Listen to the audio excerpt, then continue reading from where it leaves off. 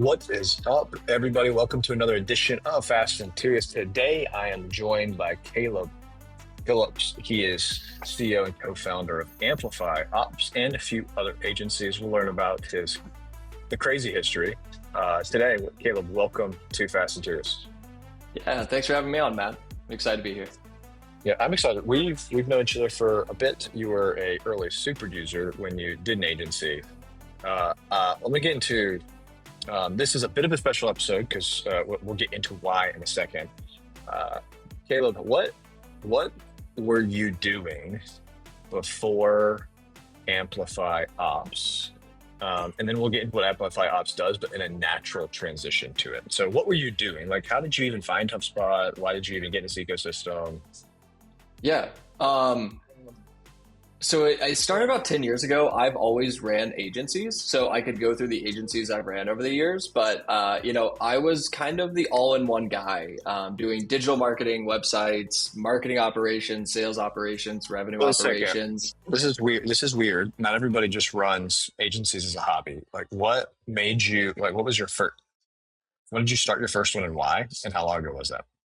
It's actually really funny because no one believes me. I started my first agency when I was 18, and I started by doing it just literally knocking on doors in Oklahoma City and asking. And I didn't know what I was doing at the time. Like truly, I didn't know. I just knew I was in marketing. I knew how to get into Facebook ads.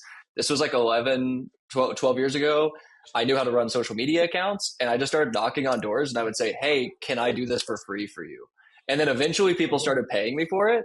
And then about a year and a half into that, somebody that I was using early HubSpot. So like just when it was Marketing Hub focused, and they're like, our social and our ads are on HubSpot.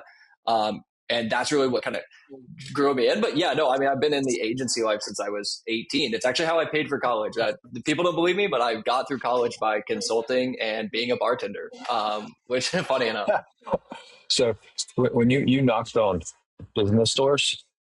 Yeah, Okay. I just because I didn't know how to get, I was like, how can I get in and get someone to say yes to me when I don't know what I'm doing? And I was like, I'll do your social media for free. I'll do your ads for free. And so it did start in the marketing space, but quickly being a lot of those businesses were B2B. And so it naturally transitioned to sales, but yeah. So walk me through this. I didn't know any of this. This is cool. Well, first off, what was the first company name? What was the first company? Caleb Phillips Marketing. It's a super classic starting, you can't pick a name. And then that turned into Illuminate Marketing, which existed for a long time. And then kind of transitioned, had a partner grouped agency that I met you with which was Illuminate was still running Wired Studio, where we really started trying to figure out how super leveraged, and then rolled into basically was all to be an incubator for AmplifyOps. Okay, I'm going to continue to do this because I think people's personal journeys and stories are super intriguing, and they're always different, and they're always like weird. Remember, what did you? You're a bartender, and you did Caleb Phillips Marketing. What did you major in? Oh man, so I had 2 degrees. So I have 2 degrees. I have one in marketing and one in entrepreneurship, and then my minors in international business. So I just majored. It was in business. I think the funnest part when you go in to get your degree is that you shouldn't know what you're doing unless you're like, and if you do, like, good on you. Like really, like those people who go from like, I'm going to be a doctor and they become a doctor, like awesome. But for me, like, I came in, I was like, I know I want to do business. I don't know, but like, I know I want to be in the marketing space. And then just it evolved over really my consulting more than like my classes. Okay. So I think I just think it's interesting. So you went in. I expect you to say like poetry, by the way. People often have something like that not related at all. Okay, yeah, so no, you got out of college. You were already having your job, and you were. When did you change to Illuminate? And was it a partnership? Was it single loan? Like, how did this transition? How long did you have Illuminate? And when did it start transitioning into marketing focus to sales focus as you were going?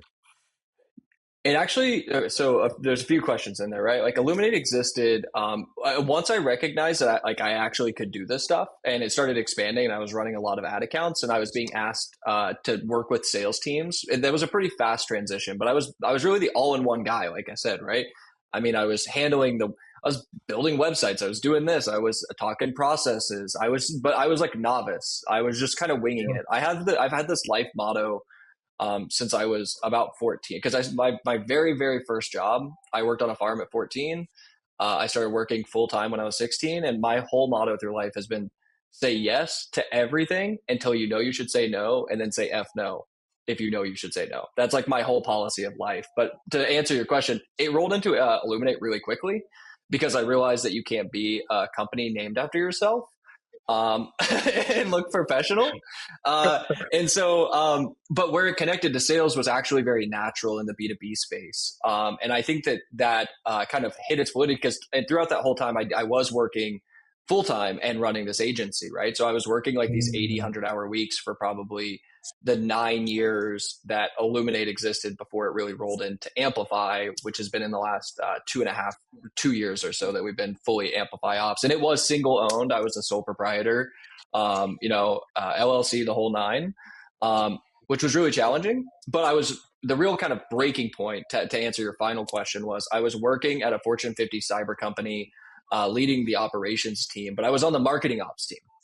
And what I found was I wasn't marketing ops like at all, right? Like that job of the B2B marketer in an operations role is probably one of the most underrated and hardest jobs that I think there is. And really, I was serving the BDR team, or the top line sales team, helping the ad team, helping the marketing team, building the deployments, managing the automations, managing the system structure. Because all of this is HubSpot, right? At this point, for the last 8 years into this, at this point, I've been HubSpot focused, but now I'm like seeing the backbone of the system and seeing all these breakages and why the inefficiencies are happening for salespeople, and then why marketing is pointing at sales and saying, well, I'm giving you leads and they're not working and it's your fault. And sales is saying, I don't have a system that works. I can barely do my job.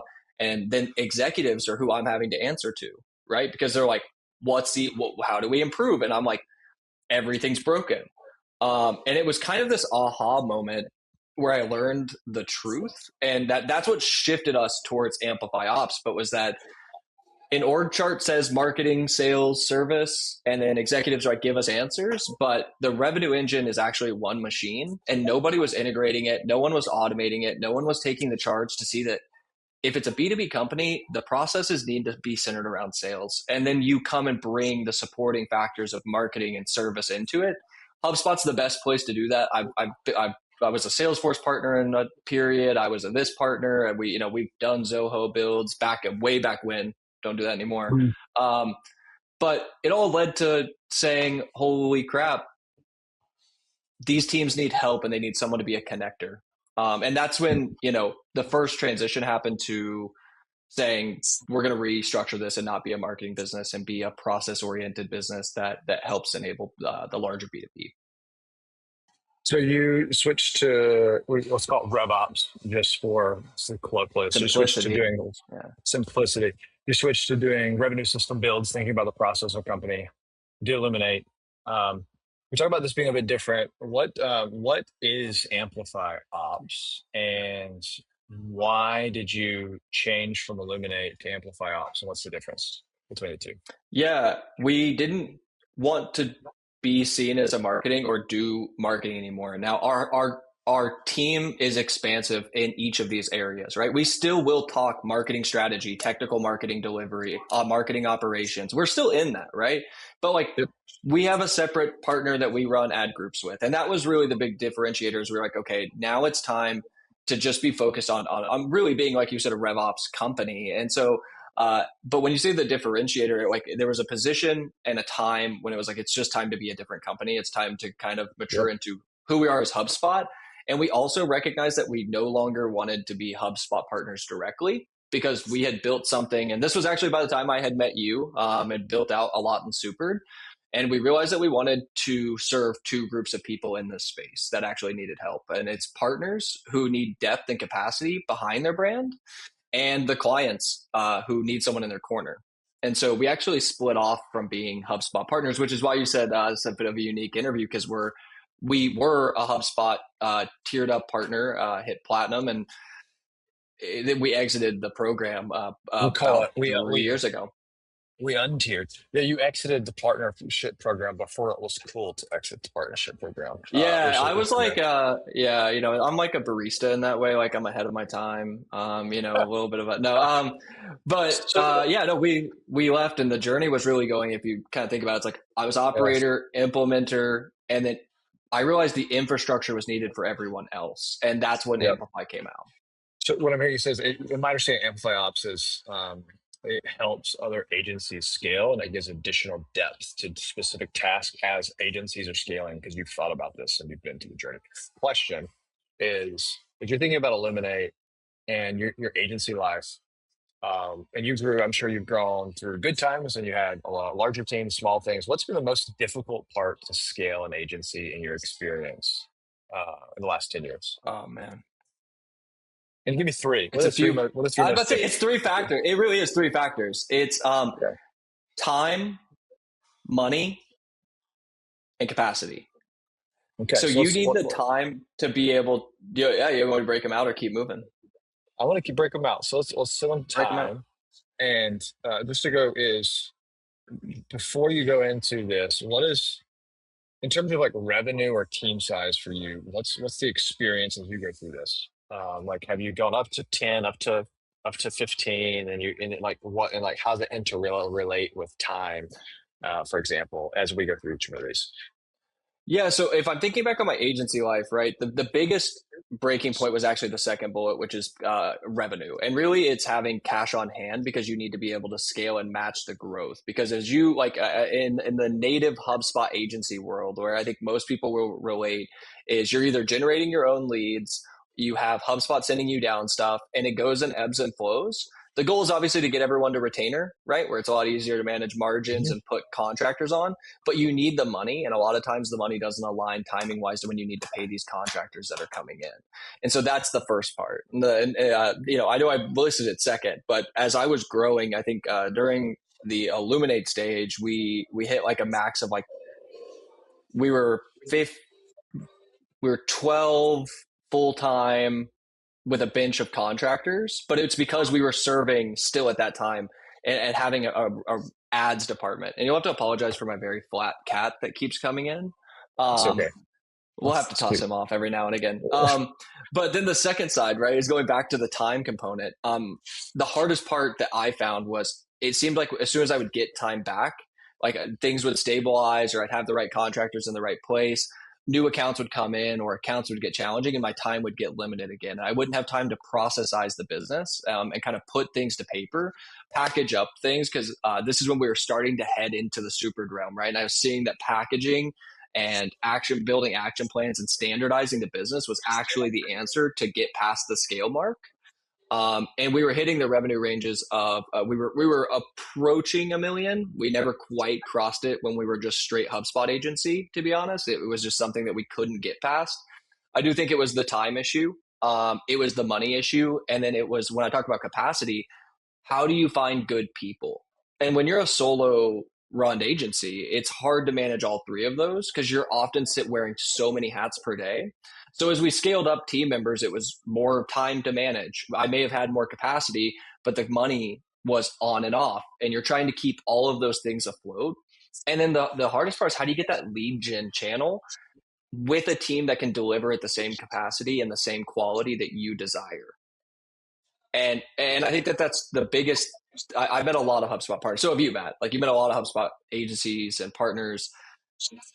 I have never met one that isn't. I don't walk away going, man, that guy is smart and is a wick, man. Like everyone's got this drive and this passion for what they do. But it still is hard to manage that in the scaling process, and it feels like a slow grind to get there. But between all three of those, what the real identification for me was that broke over and what we are now taking into AmplifyOps was that you have to have processes that meet your standards and can match them, a team that you can trust and relieve the capacity, And you have to be able to increase margins for deliverability through repeatability. And like what we do in Super is packaging as much as we can to standardize those builds, increase margins, and then standardize our delivery methodologies. So our clients are happier and we can maintain margins, which gives us the cash, the time, and the capacity internally. And that's what we bring to partners as well now. Yeah, I have lots of thoughts, but they're all just built into a product that we have.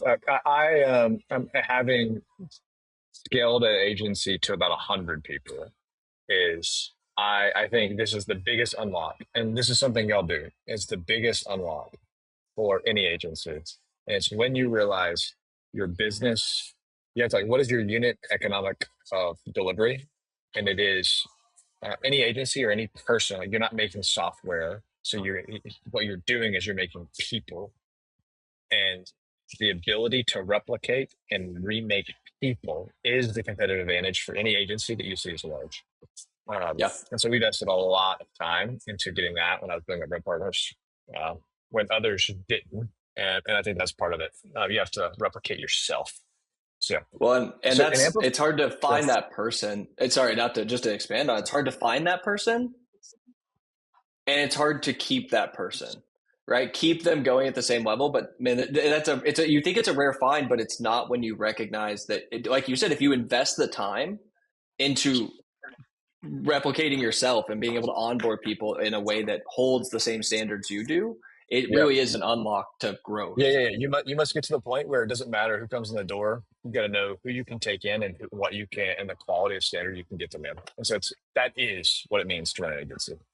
It At the is. core, like, which is capacity. So then you can focus on the demand, which will then be the next issue, is you're in a whiplash of quality goes down because you hire the wrong person. So you don't do demand. Now you're doing capacity, but now you don't have demand, and now you don't have the money because you haven't Yep. got the.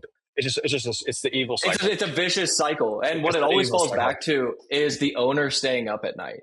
That's the thing that like, and that's Yes. actually like an interesting, like this is a God's honest truth. I worked 80 to 100 hours a week for almost 8 to 9 years straight because like I have that standard, and without fail, every so often, if I was either using that extra time to build the processes to standardize, or it would go the other way, and all of a sudden I'm going into an account because it's been dropped, and now Yeah. I'm up late, right? And it's a brutal cycle, but it's something that every single person experiences. I think growing in the HubSpot space, but like you said, it's an evil cycle.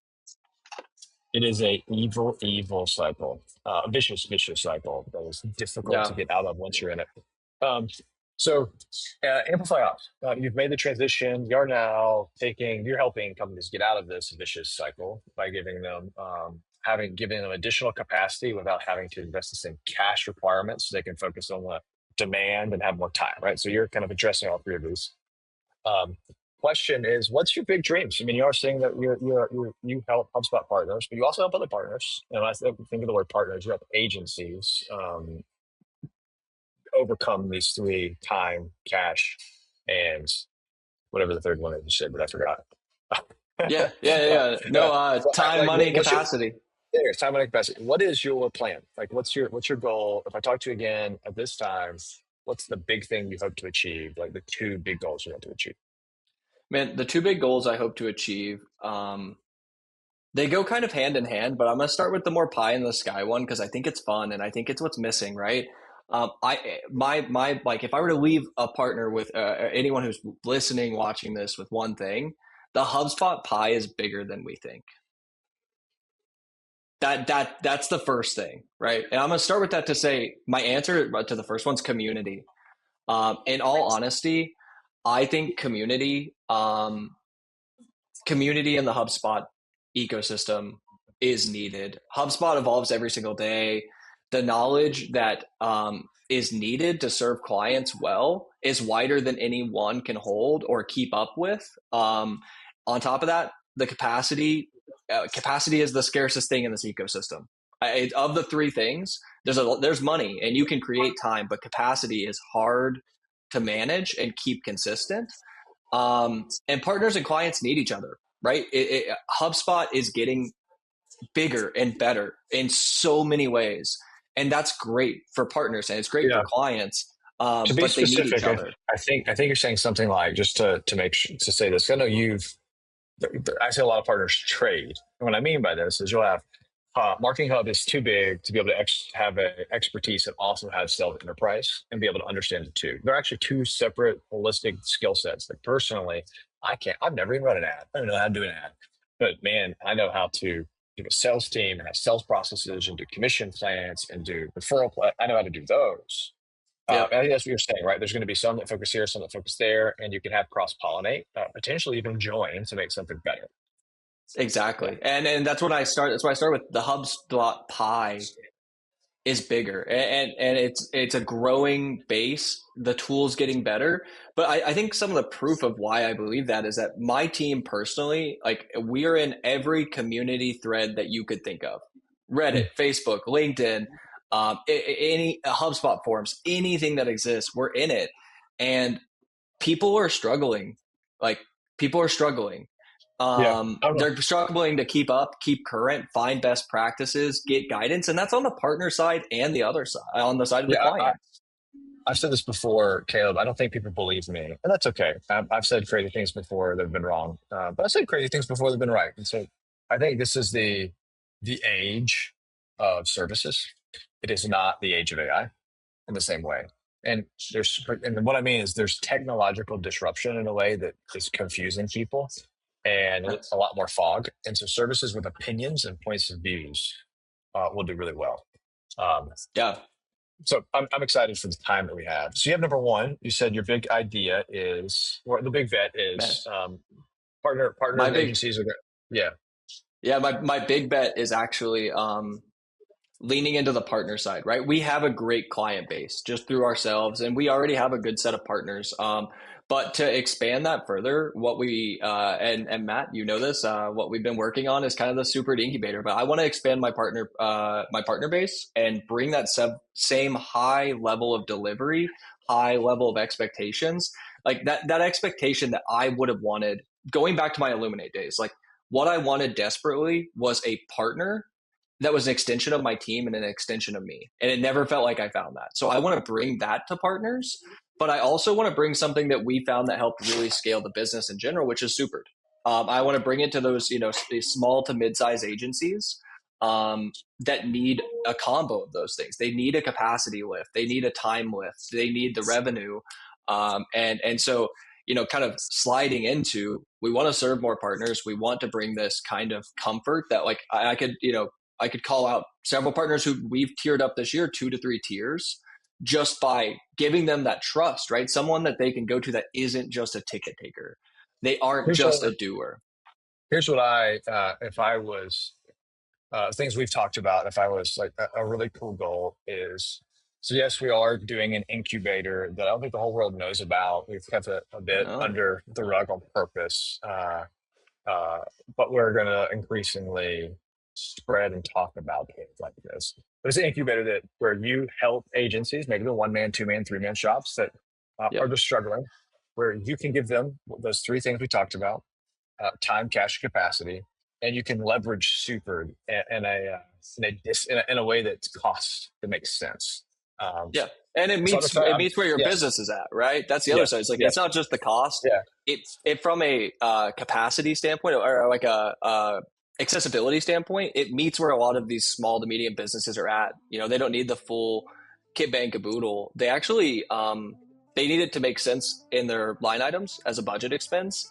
They don't need it for all their clients right off the gate. They can scale into that, right? But they also need it to be preloaded because they're struggling with time and capacity already. So they need something yes, that they yes, can yes. go in and chew on. And I do think that it's a value add to the partner ecosystem. Yeah, I'm excited. I think there's going to be, I think a cool goal by the end of next year is you've scaled 10 net new partners to Platinum, and that's my ecosystem. It'd be a cool thing. We can talk about that story as well. Well, Caleb, Yeah. where can people, thank you for the time. Where can people find you after this call if they want to chat with you more? Yeah, a few places. Hit me up on LinkedIn. Always happy to talk there. Caleb at AmplifyOps. You can reach out, amplifyops.io. Reach out via email anytime. And then also, I'm in the super, if you're in the super Slack channel, I'm there. So, but LinkedIn, it's just Caleb Phillips. Reach out there, reach out via email. I'm not going to hand out my personal cell phone because I already get too many calls. But I'm really accessible. We really want to chat, anywhere that's comfortable for you. We want to chat about how we can help, just be a partner to you. You don't have to sign anything. You don't have to do anything. There's no money required. We legitimately enjoy talking with partners and helping partners and leverage the knowledge we have. And that's the big thing for us. So LinkedIn, email, or Slack, just shoot me a DM. Appreciate you, Caleb. Thank you for your time. Hey, everybody, thank you for staying with us for another thing that's Fast and Curious. We're talking about HubSpot ecosystem and agencies scaling and their journeys. Caleb, thank you for your time, man. Yeah, thanks for having me on, Matt. So until next time, adios, and keep doing it big, everybody. Bye.